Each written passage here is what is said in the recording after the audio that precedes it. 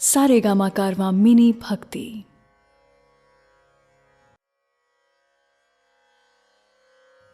भगवत गीता अध्याय 17 श्रद्धात्रय विभाग योग।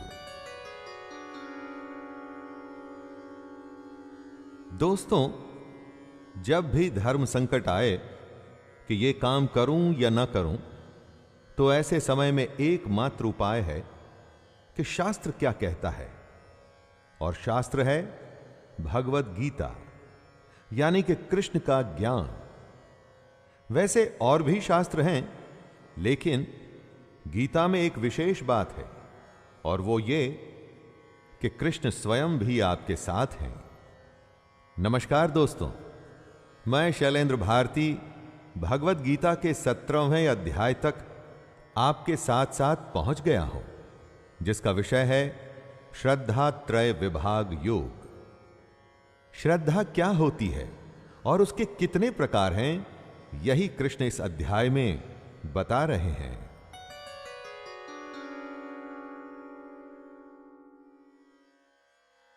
अर्जुन उवाच ये शास्त्र विधि मुत्सृज्य यजन्ते श्रद्धयान्विताः तेषां निष्ठा तु का कृष्ण सत्वमाहो रजस्तमः। सबके लिए शास्त्र जानना आसान नहीं। जानना अगर संभव भी हो जाए, लेकिन उसको अपने दैनिक कार्यों में लाना तो और भी मुश्किल है। किंतु ऐसा भी तो हो सकता है कि कोई मनुष्य ऐसी पूजा कर रहा है जो शास्त्र के अनुसार तो नहीं, लेकिन उस मनुष्य की श्रद्धा पूर्ण है। मनुष्य की श्रद्धा को आप दोष नहीं दे सकते। तब क्या उसकी पूजा मान्य होगी? ऐसा ही सवाल करते हुए अर्जुन कहते हैं, हे कृष्ण, जो मनुष्य शास्त्र विधि को त्याग कर श्रद्धा से युक्त हुए देवादि का पूजन करते हैं, उनकी स्थिति फिर कौन सी है? सात्विकी है या राजसी या तामसी? श्री भगवानुवाच त्रिविधा भवति श्रद्धा देहिनां सा स्वभावजा सात्विकी राजसी चैव तामसी चेति तां शृणु। वो पूजा जो शास्त्र विधि के अनुसार नहीं, लेकिन उसमें श्रद्धा पूरी है, तो ऐसी पूजा को क्या मानेंगे?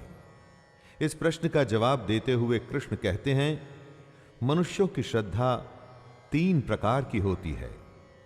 श्रद्धा वो होती है जो स्वभाव से उत्पन्न होती है, यानी कि अनंत जन्मों के किए हुए कर्मों के संचित संस्कार से उत्पन्न हुई होती है। ऐसी श्रद्धा को स्वभावजा कहते हैं। ये 3 तरह की होती है, सात्विकी, राजसी तथा तामसी। आपके कर्म आपके संस्कार बनके आपके साथ साथ चलते हैं, और वही आपका स्वभाव भी बनता है। उसी स्वभाव में आपकी श्रद्धा होती है। सत्वानुरूप सर्वस्य श्रद्धा भवति भारत श्रद्धामयोऽयं पुरुषो यो यच्छ्रद्धः स एव सः। श्रद्धा की परिभाषा बताते हुए कृष्ण कह रहे हैं कि सभी मनुष्यों की श्रद्धा उनके अंतःकरण के अनुरूप होती है। इसलिए जो पुरुष जैसी श्रद्धा वाला है, वह स्वयं भी वही है। जो आप हैं वो ही आपकी श्रद्धा है, जो आपकी श्रद्धा है वो ही आप हैं। जैसी वृत्ति वैसा पुरुष। मन, चित्त, मस्तिष्क, ये सब हमारे ही शरीर में है। सब में आपस में एक तारतम्य है।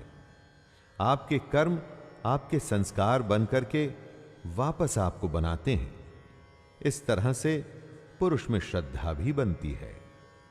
जैसी देवी या आसुरी प्रवृत्ति होती है, जिस तरह से 3 प्रकृतियां होती हैं, उसी तरह से श्रद्धा के भी 3 रूप होते हैं। यजन्ते सात्विका देवान् यक्षरक्षांसि राजसाः प्रेतान् भूतगणांश्चान्ये जयन्ते तामसा जनाः। श्रद्धा के रूपों को समझाते हुए कृष्ण तीनों रूपों की पहचान कर रहे हैं। सात्विक पुरुष देवों को पूजते हैं, राजस पुरुष यक्ष और राक्षसों को, तथा अन्य जो तामस मनुष्य हैं वे प्रेत और भूत गणों को पूजते हैं। जिसका जैसा स्वभाव है, जैसी जिसकी प्रवृत्ति है, जैसी जिसकी श्रद्धा है, उसका इष्ट, उसका भगवान भी वैसा ही है। दोस्तों, आप इन 3 प्रकारों को इस तरह से सोच के देखिए। जब आप सिर्फ पैसे के लिए काम करते हुए कुछ भी अपराध करने को तैयार हो जाते हैं, तो आप किसको पूज रहे हैं? और अपने काम को कर्तव्य समझ पूरी निष्ठा और ईमानदारी से जब करते हैं, तो किसको भजते हैं? अशास्त्र विहितं घोरं तप्यन्ते ये तपो जनाः दम्भाहंकार संयुक्ताः कामराग बलान्विताः कर्षयन्तः शरीरस्थं भूतग्राममचेतसः मां चैवान्तः शरीरस्थं तान् विद्यासुरनिश्चयान्। हजारों में से कोई एक ही होता है जो शास्त्र विधि पर न चलने के बावजूद भी सत्य को प्राप्त होता है। ज्यादातर मनुष्य जो शास्त्र विधि से नहीं चलते और अपने ही मन के अनुसार कुछ भी करते हैं, अपने दंभ और अहंकार में वो अपनी कामना को अधिक महत्व देते हैं। अपनी आसक्ति और बल के अभिमान पर वो कुछ भी करने को तत्पर रहते हैं। ऐसे पुरुष आसुरी होते हैं। इस तरह के पुरुष अविवेकी होते हैं, यानी कि सही और गलत में फर्क करने की क्षमता इनमें नहीं होती।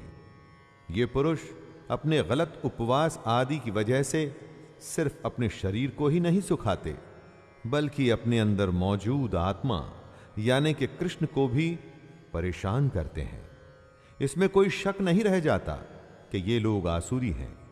इसलिए इनकी संगत बहुत ही ज्यादा बुरी होती है। दोस्तों, आहारस्त्वपि सर्वस्य त्रिविधो भवति प्रियः यज्ञस्तपस्तथा दानं तेषां भेदमिमं शृणु। जो जैसा होता है वो ही करता है, और वैसा ही भजन करता है, वैसा ही भोजन भी करता है। आप लोगों के भजन और भोजन के हिसाब से उनकी प्रकृति का पता लगा सकते हैं। भोजन, यज्ञ, तप और दान भी 3 प्रकार के होते हैं। प्रवृत्ति सात्विक, राजसिक और तामसिक होती है। उसी तरह से आपके पूजा पाठ का तरीका या अपना खाना भी 3 तरह का होता है। अपने स्वभाव के अनुसार ही आप अपना जीवन चुनते हैं, और इस जीवन में सब कुछ एक डोर से बंधा होता है, और यह डोर आपका स्वभाव है, जिसमें सब कुछ लगभग एक जैसा ही मिलेगा आपको। जिसे सफाई पसंद है, उसकी हर वस्तु में, सोच में आपको सफाई ही मिलेगी। आयुः सत्व बलारोग्य सुख प्रीति विवर्धनः रस्यः स्निग्धः स्थिरार्ध्यद्या आहाराः सात्विक प्रियाः। कृष्ण ने बताया कि भोजन भी प्रवृत्ति की तरह 3 तरह के होते हैं। इनमें सबसे पहले आता है सात्विक भोजन।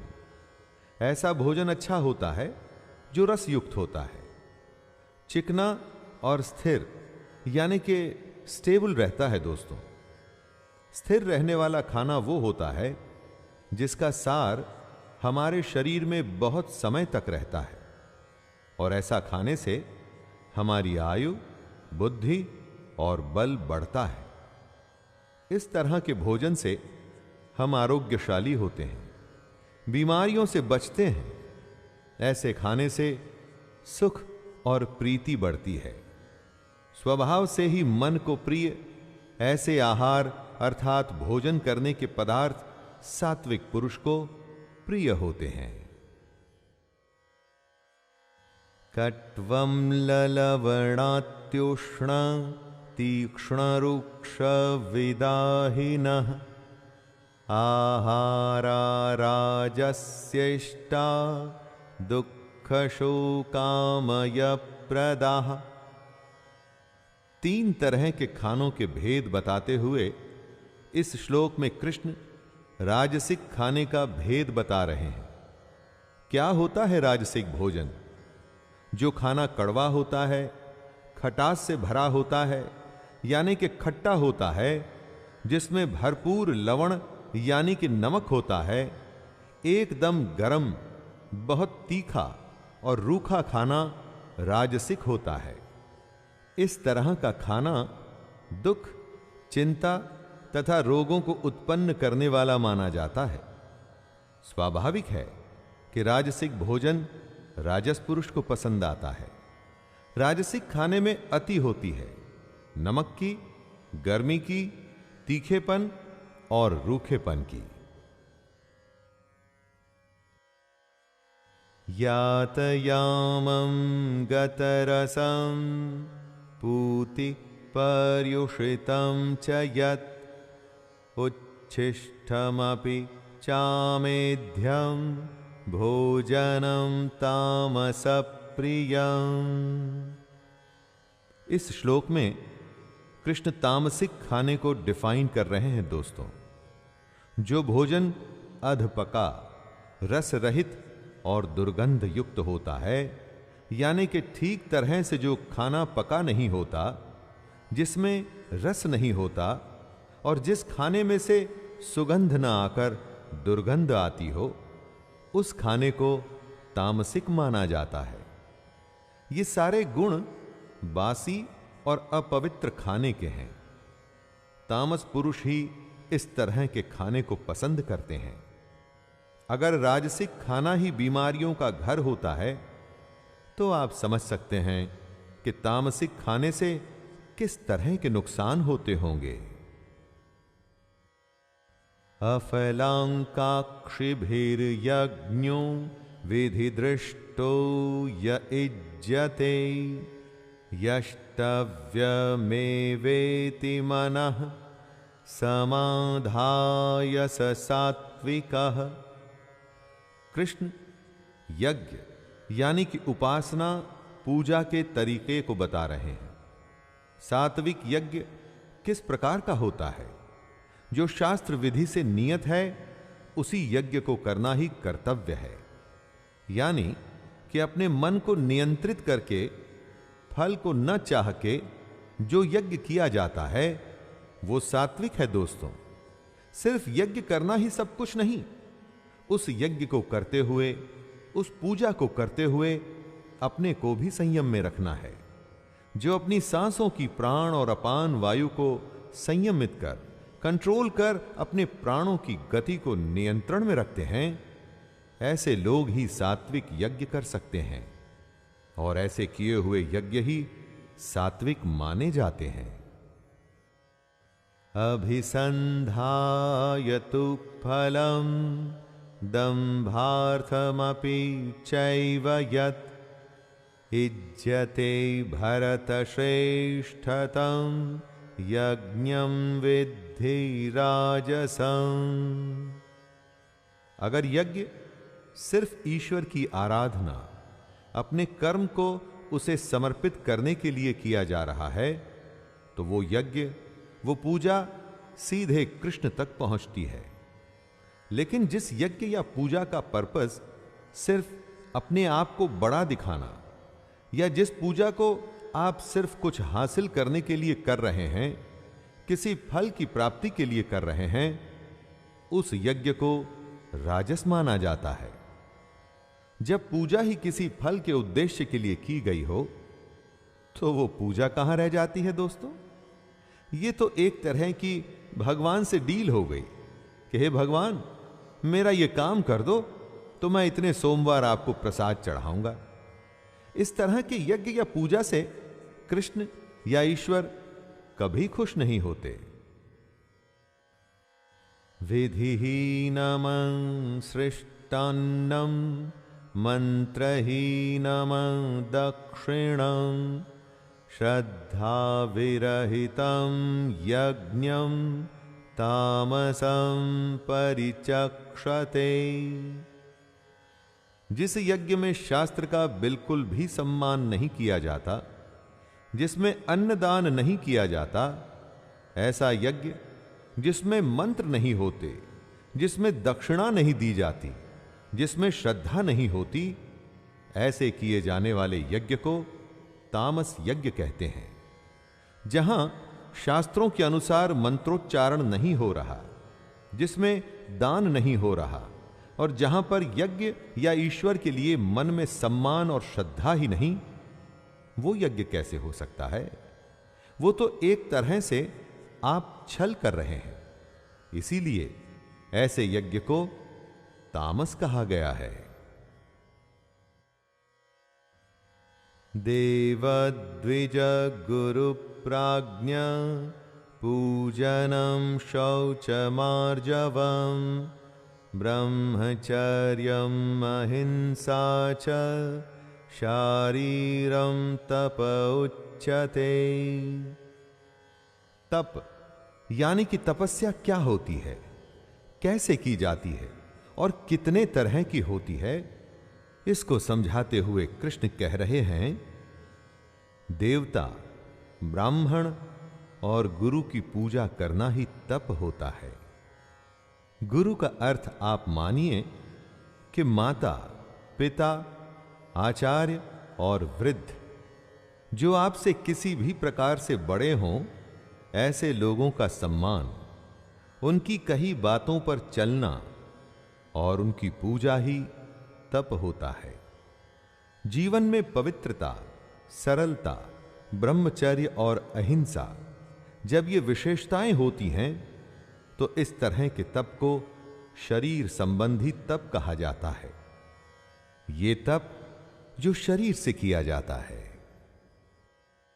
अनुद्वेगकरं वाक्यं सत्यं प्रियहितं च यत् स्वाध्यायाभ्यसनं चैव वाङ्मयं तप उच्यते।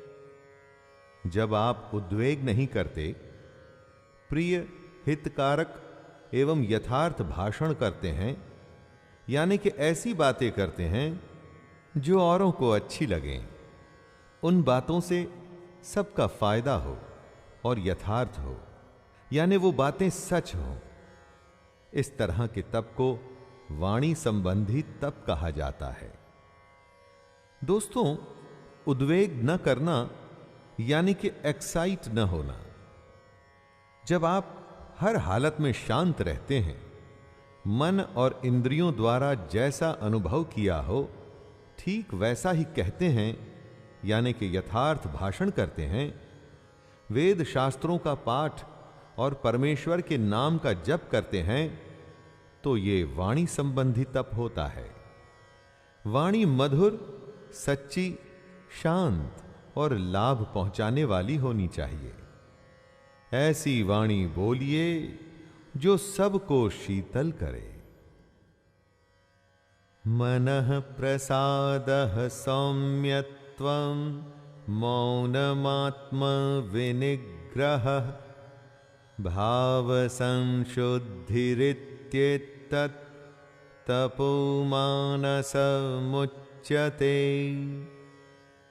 तप की एक और विशेषता बताते हुए कृष्ण कहते हैं कि मन में प्रसन्नता होनी चाहिए, मन इधर उधर न भाग रहा हो, शांत भाव में हो, और मन में भगवान को याद करने का भाव होना चाहिए।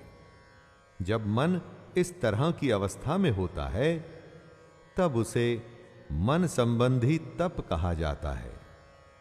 मन का निग्रह यानी कि मन को सब ओर से मोड़ के सिर्फ उस परमात्मा पर केंद्रित कर लेना, और साथ में अंतःकरण के भावों की भली भांति पवित्रता।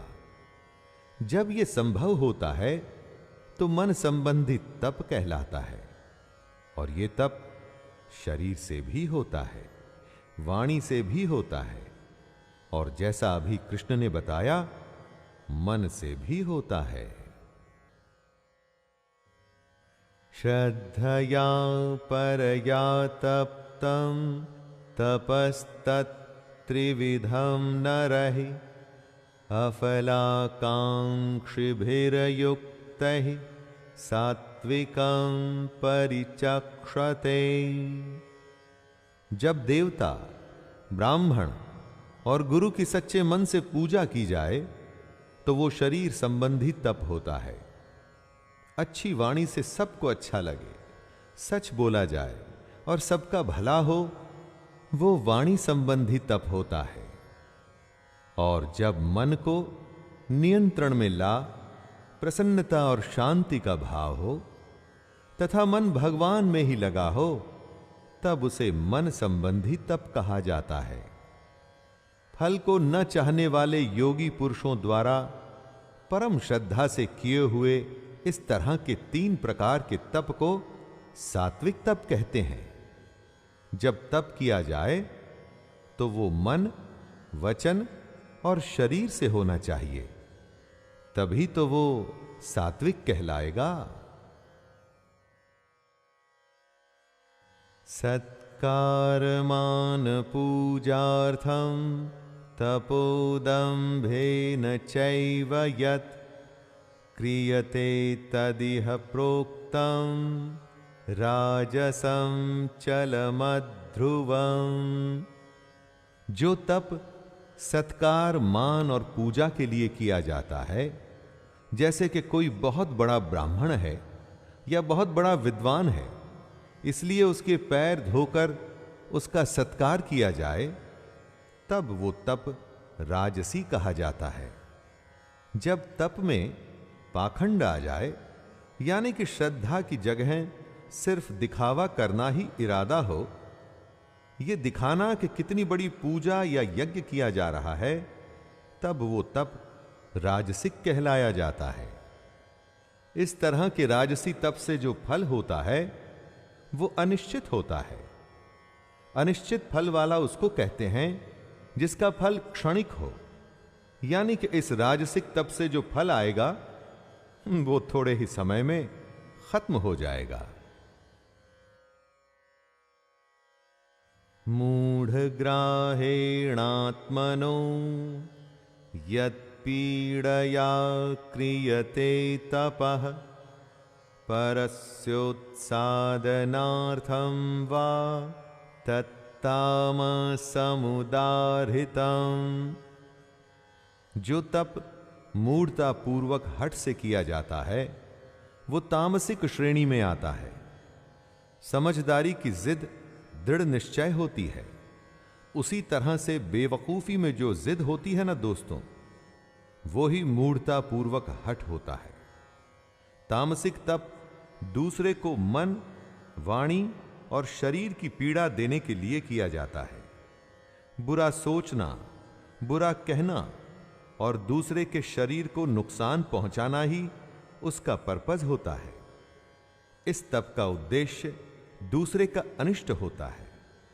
जब दृष्टिकोण ही दूसरे को पीड़ा या दूसरे को नुकसान पहुंचाने का हो तो उससे क्या अच्छा निकलेगा। ऐसे तप को इसीलिए सबसे बुरा बताया गया है।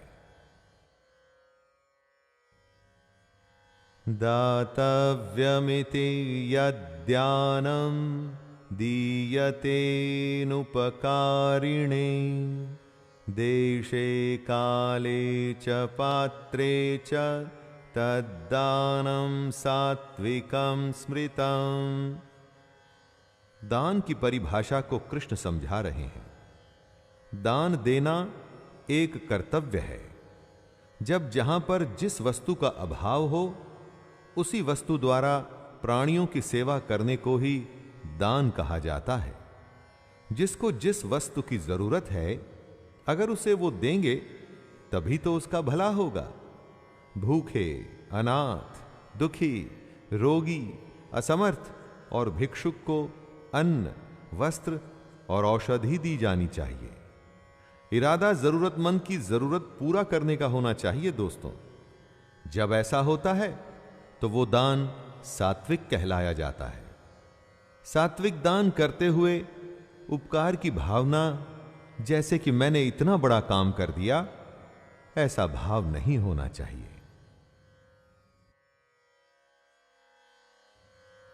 यत्तु प्रत्युपकारार्थं फलमुद्दृश्य वा पुनः दीयते च परिक्लिष्टं तद्दानं राजसं स्मृतम्। जो दान क्लेश पूर्वक यानी कि परेशान होकर किया जाए, जैसे आजकल चंदे आदि में धन दिया जाता है, उस तरह का दान राजसिक कहलाता है।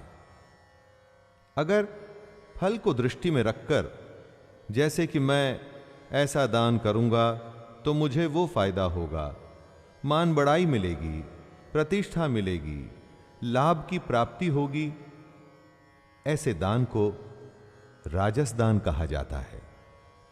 देने में अगर लेने का भाव आ जाए कि दान के बदले में आपको नाम, लाभ या प्रतिष्ठा मिलेगी, तो वो कभी भी सात्विक दान नहीं कहलाया जा सकता।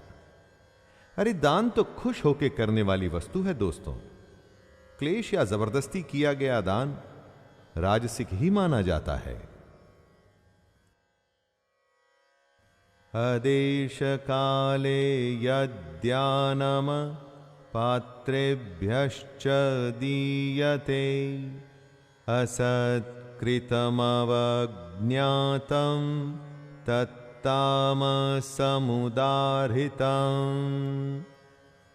जब जहां जिस वस्तु की जरूरत न हो, वहां पर वो ही वस्तु ऐसे इंसान को दी जाए तो वो दान तामसिक माना जाता है। अगर आप चोर को दान देते हैं तो उसका क्या प्रयोजन हो सकता है? जिस दाम में सत्कार नहीं है, यानी कि बिना सम्मान के जब किया जा रहा है, तब वह दान तामसिक कहा जाता है। ऐसा कहा जाता है कि कुपात्र को यानी कि बुरे आदमी को दान देने से खुद देने वाला ही नष्ट हो जाता है। इसलिए तामसिक दान बहुत ही बुरी चीज है। हमारे अपने जीवन में भी कई बार ऐसा होता है, जब बिना सम्मान, बिना जरूरत हम गलत लोगों को दान देते हैं। वो तामसिक दान ही होता है। ओम तत्सदिति निर्देशो ब्रह्मणस्त्रिविध स्मृतः ब्राह्मणास्तेन वेदाश्च यज्ञाश्च विहिताः पुरा। यज्ञ, दान और तप को सद्गुण संपन्न बनाने के लिए, यानी कि यज्ञ, दान और तप को सभी गुणों से संपन्न करने के लिए 3 तरह के निर्देश दिए गए हैं। ओम, तत् और सत, ये तीनों सच्चिदानंद घन ब्रह्म के नाम हैं। निर्देश उसको कहा जाता है दोस्तों, जिससे कि कोई वस्तु बतलाई जाती है। यज्ञ, दान और तप को बताने के लिए ब्रह्म के इन 3 नामों का इस्तेमाल किया जाता है, और वे हैं ओम, तत् और सत। इसके पीछे भी वजह है दोस्तों। क्योंकि सृष्टि के आदि काल में ब्राह्मण और वेद तथा यज्ञादि ओम, तत् और सत से ही रचे गए। ओम, तत् और सत उस ब्रह्म की तरफ इशारा करते हैं और उनका संकेत भी देते हैं। तस्मादोमित्युदाहृत्य यज्ञदान तपः क्रियाः प्रवर्तन्ते विधानोक्तः सततं ब्रह्मवादिनाम्। ओम, तत् और सत की महिमा बताते हुए कृष्ण समझा रहे हैं कि यज्ञ, ब्राह्मण और वेद ओम से ही पैदा हुए हैं। यही वजह है कि वेद मंत्रों का उच्चारण ओम से शुरू किया जाता है। श्रेष्ठ पुरुषों की शास्त्र विधि से नियत यज्ञ, दान और तप रूप क्रियाएं सदा ओम यानी कि परमात्मा के नाम के उच्चारण करके ही आरंभ होती है। ओम शब्द की बहुत बड़ी महिमा है। इसे नाद स्वर, ब्रह्मनाद यानी कि बिग बैंग के समय होने वाली ध्वनि भी कहा गया है। दोस्तों, ओम ही हमारी सबसे बड़ी सच्चाई है। ओम ही हमारी आत्मा है। तदित्यनभिसंदाय फलं यज्ञ तपः क्रियाः दान क्रियाश्च विविधाः क्रियन्ते मोक्षकांक्षिभिः। ओम, तत् और सत को समझाते हुए कृष्ण इस श्लोक में तत् के बारे में बता रहे हैं। तत् का अर्थ होता है वह, यानी कि वह परमात्मा ही सब कुछ है। तत् शब्द परमात्मा के लिए समर्पण सूचक है, अर्थात आप अपने सारे कर्म, सारे कर्तव्य, अपनी पूजा, अपनी श्रद्धा तत् यानी कि परमात्मा को ही समर्पित करें।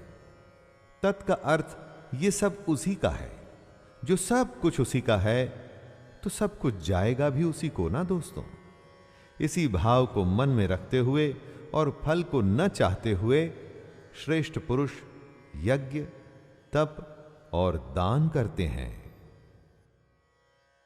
सद्भावे साधु भावे च सदित्यतत् प्रयुज्यते प्रशस्ते कर्मणि तथा सच्छब्दः पार्थयुज्यते। जो सच है, सत्य है, वो हमेशा के लिए होता है। सत्य कभी बदलता नहीं। बात को कितनी भी घुमाई जाए, फिराई जाए, फिर भी सत्य तो सत्य रहता है। इसी सत्य को कृष्ण समझा रहे हैं कि ये क्या होता है। सत्य परमात्मा का ही नाम है, जो सत्य भाव में, श्रेष्ठ भाव में प्रयोग किया जाता है। क्यों? क्योंकि उस परमात्मा से बड़ा सच और है भी क्या? कुछ भी तो नहीं। जब भी कोई अच्छा काम, उत्तम कर्म किया जाता है तो उसमें भी सत शब्द का प्रयोग किया जाता है। सच के लिए जो भाव है वो ही सत है। इसीलिए आप सच का सम्मान करना सीखिए दोस्तों। सच को अपने हिसाब से बदलिए मत। यज्ञे तपसि दाने च स्थितिः सदिति चोच्यते कर्म चैव तदर्थीयं सदित्यवाभिधीयते। जब परमात्मा सबसे बड़ा सच है तो उसको प्राप्त करने के लिए जो काम किए जाते हैं, उत्तम कार्य, वो भी सच ही हुए ना। यानी कि यज्ञ, तप और दान में जो स्थिति होती है उसे भी सत ही कहा जाता है। यज्ञ, तप और दान ऐसे कार्य हैं जो परमात्मा तक आपको ले जाने का काम करते हैं। इसीलिए उनसे होने वाली स्थिति सत होती है। सच्चे मन से यज्ञ या तप या दान जब भी किया जाता है, अपने हर कर्म को उसी परमात्मा को सौंप दिया जाता है। कर्ता खुद को न मान अपने पर घमंड किए बिना जब आप परमात्मा की तरफ बढ़ते हैं तो वो सत ही कहलाता है। अश्रद्धया हुतं दत्तं तपस्तप्तं कृतं च यत् असदित्युच्यते पार्थ न च तत्प्रेत्यनो इह। जिस काम को करने में झूठ शामिल हो तो उस काम का अंत क्या सच हो सकता है? जहां नींव झूठी हो वहां क्या ऊंचाई सच्ची हो सकती है? कभी नहीं। काम हो, रिश्ते हो, पूजा अर्चना हो, आपका आधार असत्य नहीं हो सकता। जब यज्ञ या तप या दान किसी फल के इरादे से लोभ की वजह से किया जाता है, जब काम करने में श्रद्धा नहीं होती और मंतव्य कुछ और ही होता है, तो इस तरह के सारे काम, सारी क्रियाएं सब असत कही जाती हैं। सत से ठीक उल्टा होता है असत। ऐसे झूठे काम न तो इस लोक में लाभदायक होते हैं और ना ही मरने के बाद। सत और असत के भेद श्रद्धा की परिभाषा को समझते हुए खत्म होता है हमारा ये 17वां अध्याय। सात्विक, तामसिक और राजसिक सब इन 3 गुणों का ही खेल है दोस्तों। इन तीनों को समझकर आप अज्ञान से ज्ञान में आ सकते हैं। इन 3 गुणों को आप आसान मत समझिएगा दोस्तों, आपकी हर समझ पर ये भारी पड़ सकते हैं। तो लीजिए, मैं शैलेंद्र भारती अध्याय 17 को यहीं संपूर्ण कर रहा हूं।